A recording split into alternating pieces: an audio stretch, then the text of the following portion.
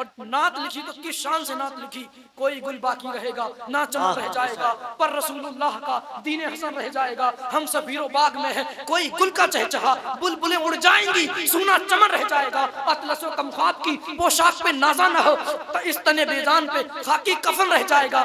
नाम शाहाने जहां मिट जाएंगे, लेकिन यहाँ हश्र तक नामो निशाने पंजतन रह जाएगा। और कहा सब फना हो जाएंगे, सब फना हो जाएंगे, सब फना हो जाएंगे, काफी व लेकिन हश्र तक नाते हजरत का जबानों पर सुखन रह जाएगा। जब ये आखिरी शेर पढ़ा, सब फना हो जाएंगे काफी व लेकिन हश्र तक, जब ये आखिरी शेर पढ़ा तो फिर काफिरों ने कहा, अंग्रेजों ने कहा, अब इसको फांसी मत दो, इसको दर्दनाक मौत दो, दर्दनाक मौत दो, इसको स्त्री गरम करो, स्त्री प्रेस जिसको आयरन बोलते हैं, आयरन स्त्री गरम करो, प्रेस, उसमें कोयले डालो, कोयले धकाओ।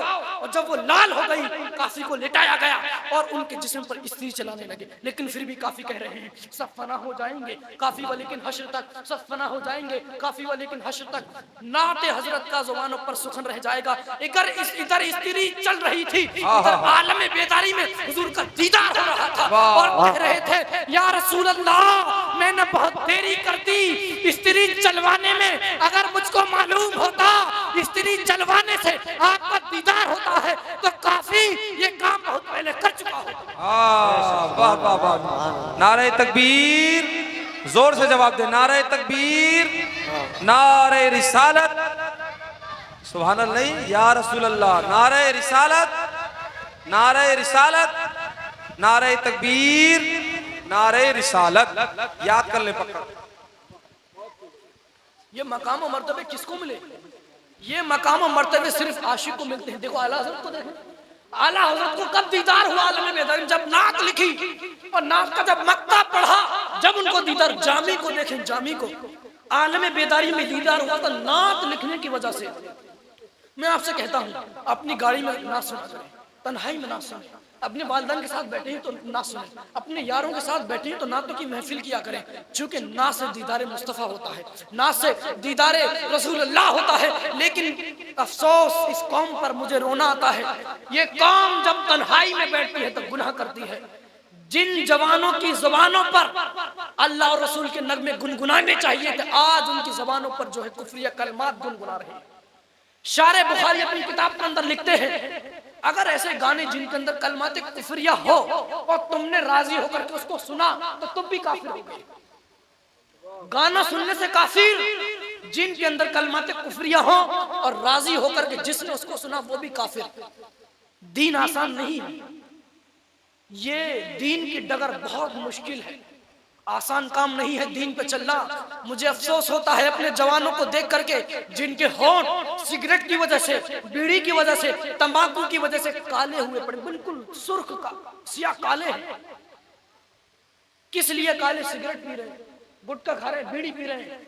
अफसोस है आपके जिन होठों पर अल्लाह रसूल का जिक्र होना चाहिए था, अरे जो होठ दुरूद शरीफ के नगमे गुनगुना करके सुर्ख हुआ करते थे, किसी जमाने में सुर्ख हुआ करते, आज वही होठ बीड़ी और सिगरेट के इस्तेमाल करके सिया काले हो गए, छोड़ दिया मुस्तफा का दामन। आज यही वजह है कि मोदी, योगी, ये वो सब तुम्हारे पीछे पड़े हुए हैं। वल्लाह किसी हुक्मरान के अंदर ताकत ही नहीं है कि वह सच्चे मुसलमान की आंखों में आंखें डाल के बातें भी कर सके। आप इसलिए नहीं सताए जा रहे हो कि आप मुसलमान हो, नहीं, आप इसलिए सताए जा रहे हो कि आप सच्चे मुसलमान नहीं हो, आप कामिल मुसलमान नहीं हो। कामिल मोमिन बनिए, कामिल मोमिन। जिस दिन आप कामिल मोमिन बन गए, कोई भी बंदा आपकी आंखों में आंखें डालकर बातें भी नहीं कर सकता।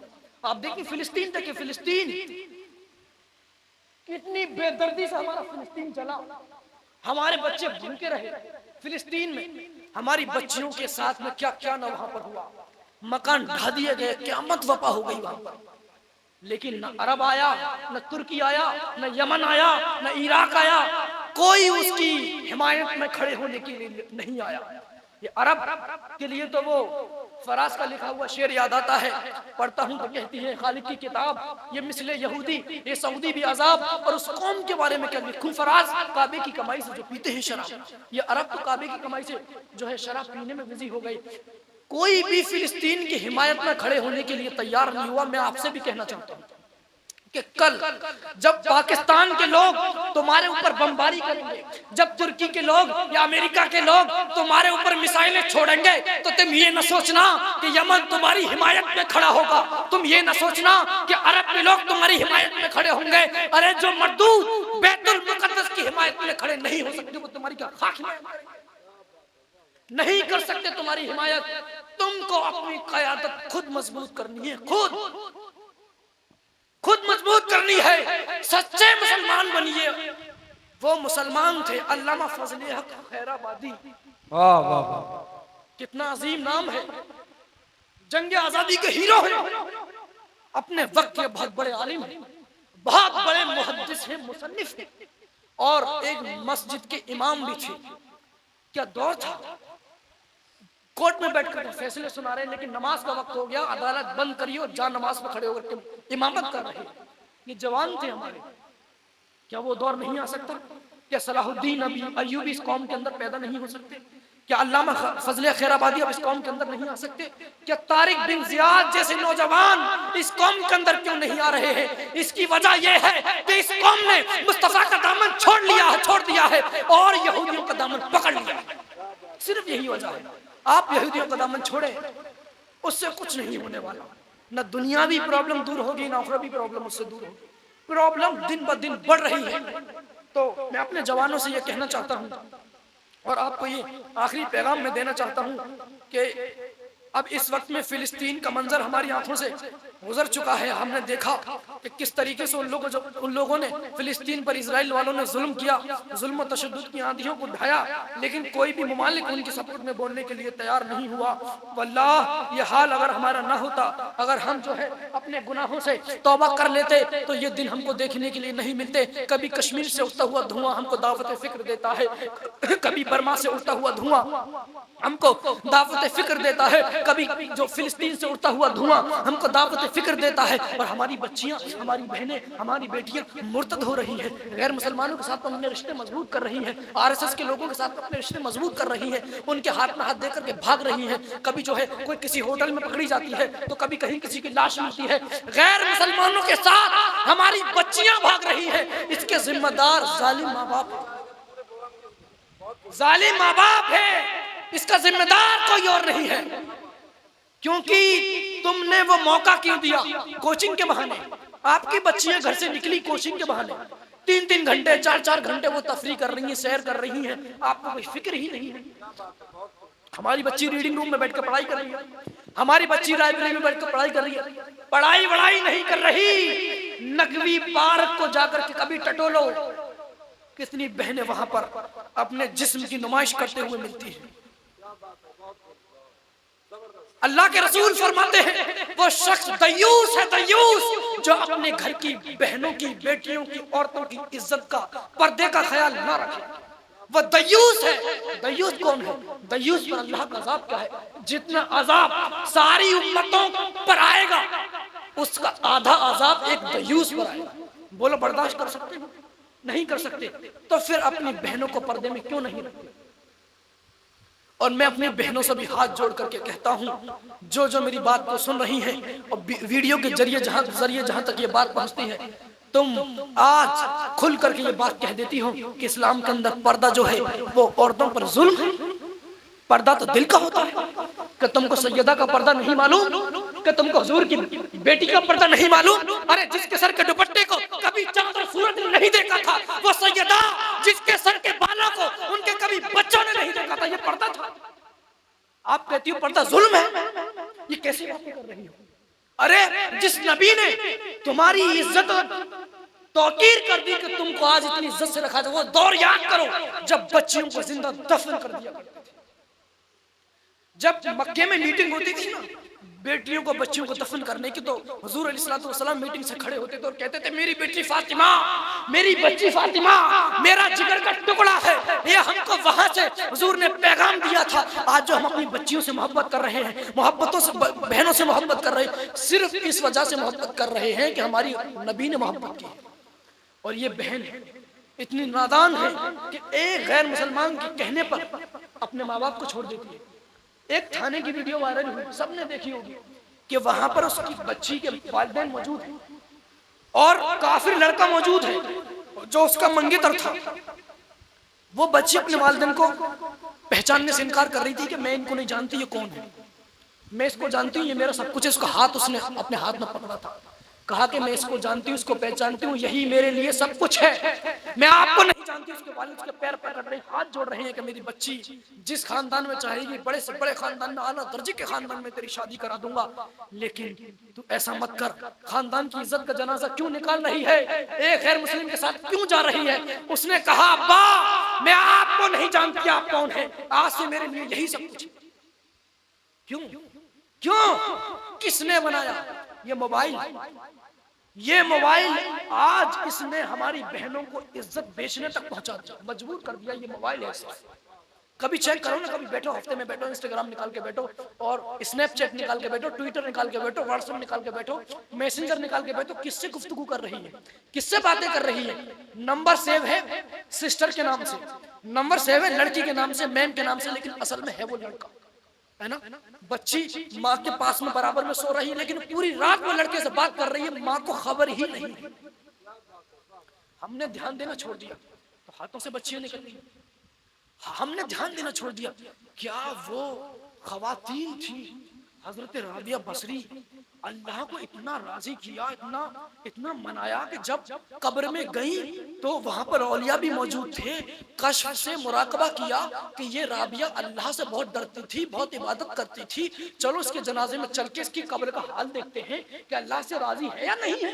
ये तो अल्लाह से इतना डरती थी, इतनी इबादत करती थी, इतना पर्दा करती थी। औलिया जो होते हैं वो कब्र का हाल जान लेते हैं, है ना, जान लेते हैं। औलिया कब्र का हाल जान लेते हैं। कब्र के सामने बैठे और कश्फ से मुराकबा किया, देखा कि राबिया के कब्र में फरिश्ते आए हैं, नकीरैन आई हैं और पूछा मर रब्बू का, तेरा रब कौन है? कहना था रब्बी अल्लाह, मेरा रब अल्लाह है, लेकिन राबिया ने नहीं कहा मेरा रब अल्लाह है। राबिया से पूछा तेरा रब कौन है? कहा मुझसे मत पूछ मेरा रब कौन है, रब से पूछ ले राबिया कौन है। ये क्या है? रब से पूछ राबिया कौन है। ये औलिया अल्लाह हंस पड़े और कहने लगे कि जो अल्लाह को मना लेता है कब्र के अंदर भी इसी तरीके से गुफ्तगू किया। वाह वाह वाह वाह, सुभान अल्लाह सुभान अल्लाह। ये खवातीन इस्लाम थी, इस तरीके से उन्होंने अल्लाह को मनाया, राजी किया। हमारी बहनें आज नुमाइश के मौके पर, शादी के मौके पर, अच्छा शादियों के ताल्लुक से एक खास खबर मैं आपको बता दूं। शादियों के ताल्लुक से खबर मैं आपको बता दूं कि जितनी शादियां हमारे घर में या मोहल्ले पड़ोस में रिश्तेदारी में हो रही है, उसके अंदर शादी में सबसे बड़ी अगर कोई चीज हो रही है, सबसे बड़ा कोई काम हो रहा था, क्या हो रहा है आपको मालूम है? आप कहोगे कोई मिलना मिलाना होता है, एक दूसरे से लोग गले मिलते हैं, रिश्तेदार आकर एक जमा होते हैं, एक जगह आकर के दावत साथ में होती है, खाना साथ में होता है। लेकिन नहीं, आप इस बात को गांठ बांध लेना, ठोक बांध लेना, आपकी शादी में अगर सबसे ज्यादा कुछ हो रहा है तो बदनजरी हो रही है। बदनजरी, क्या बात, ऐसी कोई शादी नहीं जिसके अंदर बदनजरी ना हो रही है। यहाँ से हमारी बहन दूसरी जगह गई, अब वो वहां पर नया बॉयफ्रेंड तलाशती है, वहां से तीसरी जगह गई तो वो वहां से तीसरा नया बॉयफ्रेंड तलाशती है। आखिर ये क्या चल रहा है? आखिर हमने अपनी घर की शादियों को भी गुनाहों का डबल बना। यही वजह है कि शादी में आज बरकत नहीं है। शादी के 3-4 महीने तलाक पर नौबत आ जाती है, इसी वजह से, इसी वजह से। आज मेरे जवान पीछे बैठ कर हंस रहे हैं गर्लफ्रेंड बॉयफ्रेंड का नाम आने पर, लेकिन याद रखना जब तुम कब्र में जाओगे, अगर मुनकर नकीर ने एक बार भी ये कह दिया गर्लफ्रेंड, जमीन निकल जाएगी पैरों के नीचे से। अगर ये कह दिया बॉयफ्रेंड, ये कह दिया ओए होटल, जमीन निकल जाएगी पैरों के नीचे से कि वल्लाह हम तो भूल गए थे दुनिया के अंदर हम क्या करते रहे। हंसने की बात नहीं है। अगर तुम ये जान लो कि मौत के वक्त कितनी तकलीफ होती है, सुन भी लो ना, मुस्कुराहट चली जाएगी। एक मर्तबा सहाबा को देखा, हुजूर ने मुस्कुराने सवारी पर बैठे मुस्कुराने, कहा सहाबा, मेरे सहाबा तुम मुस्कुरा रहे हो, क्या तुमको जन्नत का परवाना मिल गया? क्या तुम जन्नती हो गए? तुमको टिकट मिल गया? क्यों मुस्कुरा रहे हो? उनकी फौरन खामोश हो गए, चेहरे पर मायूसी छा गई। बिला वजह मुस्कुराना भी नहीं चाहिए, बिला वजह मुस्कुराना भी नहीं चाहिए। आपको ये पैगाम देना है, हमारी खानका बरकातिया हमारा शरीफ का ये पैगाम है कि आधी रोटी खाएंगे, बच्चों को पढ़ाएंगे। और हुजूर सैयदी सरकार हुजूर अमान मिल्लत ने इतना जुमला और ऐड किया है कि पहले फ़र्ज़ उलूम सिखाएंगे। तो इस जुमले पर भी हमको तवज्जो देनी है, क्योंकि जब हम अपने बच्चों को दीन पढ़ाएंगे, दुनियावी उलूम के साथ साथ जब दीनी उलूम उनको सिखाया जाएगा, तब जाकर के हमारे बच्चे और हमारी बच्चियां, हमारी बहनें गुनाहों से बच सकते हैं। बेशक। बाकी और कोई तरीका नहीं है। और देखो, जो भी करना है मजबूती के साथ करिए। आज दिल्ली की वीडियो हमने देखी कि हमारे एक नमाजी पर पुलिस वाले ने लात मारी थी और उसको बेइज्जत किया था। सारी दुनिया के अंदर वो वीडियो वायरल हुई थी। हम कहना चाहते हैं, आप इतना मौका क्यों देते हो कि कोई काफिर, कोई पुलिस वाला, कोई यहूदी, कोई भी गद्दार, कोई भी मजदूर का गुस्ताख तुम्हारे ऊपर लात उछाले, चांटा उछाले, तुम मौका क्यों देते हो? कुछ भी करो, मजबूती के साथ करो। मेरे मुर्शिद हुजूर अमीन मिल्लत ने मुझसे ये जुमला फरमाया था कि मेरे बच्चे, मेरे बेटे, जो भी काम करो मजबूती के साथ करो, खुल के करो। क्योंकि जिस काम में मजबूती होगी उसको खुल के करने में मजा आएगा। क्या बात। लेकिन मजबूती होनी चाहिए। मजबूती से जो भी काम, क्या जरूरत है यार रोड पे नमाज पढ़ने की? मस्जिद मौजूद है, दोबारा जमात कीजिए, तीसरी बार जमात कीजिए। जब इस्लाम के अंदर जायज है, सब कुछ करो ना, रोड पे नमाज पढ़ने की जरूरत क्या है? क्या जरूरत है बिला वजह? तो वो कोई भी काम हमको ऐसा नहीं करना चाहिए जिससे मुसलमानों की इज्जत पर कोई भी आंच आए, है ना? कोई भी इज्जत पर आंच आए। कुतुबुद्दीन को एक मर्तबा ख्वाजा गरीब नवाज ने देखा कि वो जो है फटे हुए कपड़े पहन करके आपकी बारगाह में हाजिर हो गए थे। तो ख्वाजा साहब ने फरमाया, कुतुबुद्दीन ये फटे हुए कपड़े क्यों पहने? कहा फकीरी है। कहा फकीरी है। कहा कि कुतुबुद्दीन फकीरी भी ऐसी करना कि बादशाह नजर आए। फकीरी भी ऐसी करना कि बादशाहत नजर आए। हमारा गौस जो सारे वलियों की गर्दनों पर अपना पैर रखता है, अपने वक्त में इतना महंगा लिबास पहना करते थे कि वक्त का बादशाह भी उतना महंगा लिबास नहीं पहनता था, और सिर्फ एक दिन पहनते थे, दूसरे दिन किसी गरीब को दे दिया। क्या तो इस्लाम के अंदर हिकारत नहीं है। कोई आपको देखकर ये ना कहे ये तो बहुत गरीब है बेचारे मुसलमान, चलो इनकी मदद कर देते हैं। ऐसा नहीं होना चाहिए। आप लोगों मुसलमान बादशाह है, इसलिए मालदारी का हुक्म आया है इस्लाम का। मालदारी का है, मालदार बनो, पैसे कमाओ, लोगों की मदद करने वाले बनो, मदद लेने वाले मत बनो। भिखारियों की कोई अहमियत नहीं इस्लाम के अंदर, भीख देने वालों की अहमियत है। भाई जो सही में भिखारी है वो किसी बुनियाद पर है, वो अलग तफसील है, लेकिन भिखारियों की ज्यादा अहमियत नहीं इस्लाम में। भीख देने वालों की, भीख देने वाले बनो, भीख लेने वाले मत बनो। अल्हम्दुलिल्लाह रब्बिल आलमीन। अस्सलाम। वाह वाह वाह।